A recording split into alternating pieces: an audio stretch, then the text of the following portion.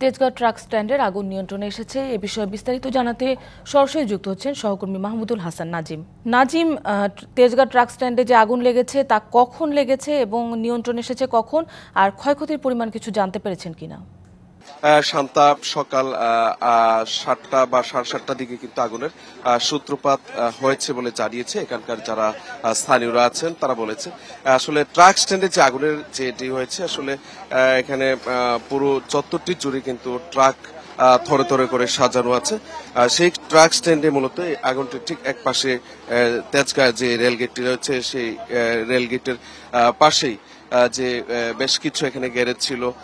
অনেকে ধারণা করা হচ্ছে যে আসলে গত রাতে যে এখান থেকে হয়তো আগুন সূত্রপাত কিভাবে হয়েছে সেটি হয়তো পরিষ্কার করে ফায়ার সার্ভিস সহ যারা স্থানীয় আছেন তারা আসলে স্পেসিফিক করে কোনো কিছু বলতে পারছেন না। সেটি বেশ কয়েকটি গ্যারেজ ছিল, গ্যারেজ গুলো আসলে পুড়ে ছাই হয়ে গেছে।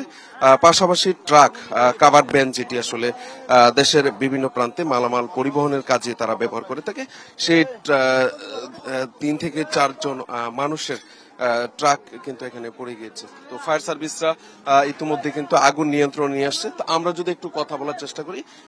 কালার এক্সপার্ট, জর্জ স্যাপ এবং মাইল্ড অন হ্যান্ডস টেকনোলজি সমৃদ্ধ অরিক্স ক্রিস্টাল ওয়াশ আপনার যে স্থানীয়দের সাথে আসলে আগুনের কিভাবে কখন লেগেছে, আপনারা আগুনটা আসলে কখন লেগেছে জানতে পেরেছেন? আগুনটা কখন লেগেছে জানতে পেরেছেন? আগুনটা 7:20 মনে হয় লাগছে, 7:30টার দিকে লাগছে।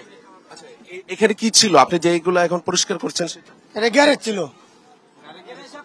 মাল চাবানা গ্যারেজ ছিল, সব পুড়িয়ে শেষ, কোনো কিছু বাঁচানো গেছে না। ফায়ার সার্ভিস কি আসলে আপনারা খবর সময় মতো আসতে পেরেছে কিনা?